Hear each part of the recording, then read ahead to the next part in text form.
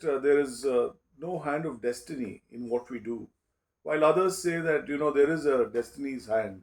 I've always been influenced by the fact that P.V. Narasimha Rao was became the Prime Minister of India, and nobody actually expected him to become the Prime Minister of India.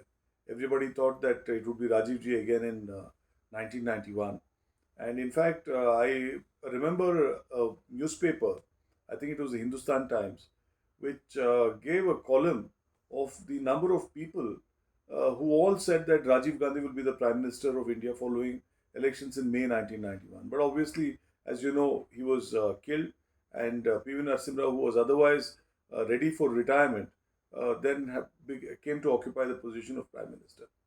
But the in regard to the hand of destiny, I have certain experiences. I was when I first moved to Delhi, and I worked in a law firm. Now, the partners in that law firm, they squabbled amongst themselves, and therefore there was a huge crisis in the law firm. And then, as a young man, I refused to take any allowance from my father, and I had to, of course, fend for myself. Naturally, at that age, you can't really expect your father to take care of you.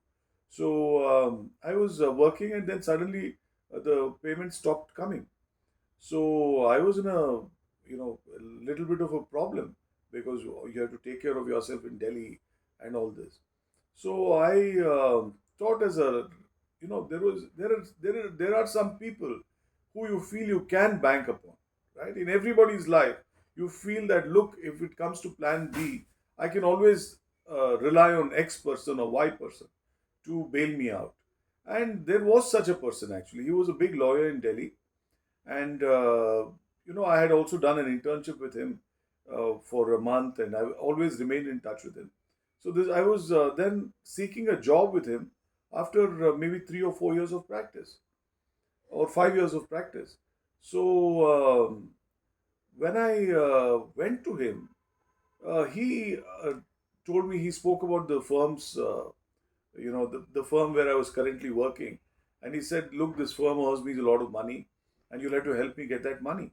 So, without listening to what I had approached him for, so I said, sure, I'll see what I can do. And of course, I did go and speak to the accountants and so on and so forth. And I'm told that substantial money was released. And then he said, he spoke about his issues. Then I said, look, my firm is in trouble, and I've not been paid for so long. And I'm really looking for to join somebody. So the moment I said that, he stood up and he escorted me to the door. And I was still speaking. Mid sentence, he shut the door on my face.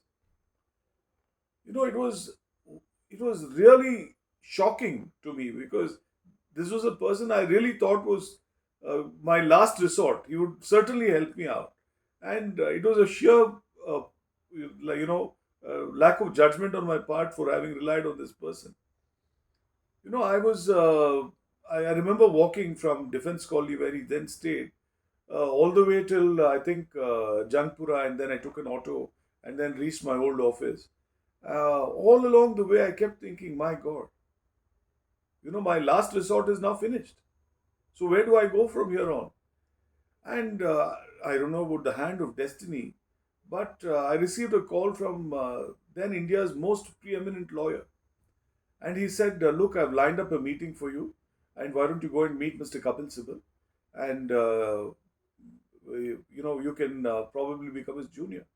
And I went and approached Mr. Sibal, and he was so welcoming, and such a lovely person to work with. And then I became Kapil Sibal's junior, not the uh, senior lawyer who I thought would finally accept me. So I think there is a play of destiny in things that we do.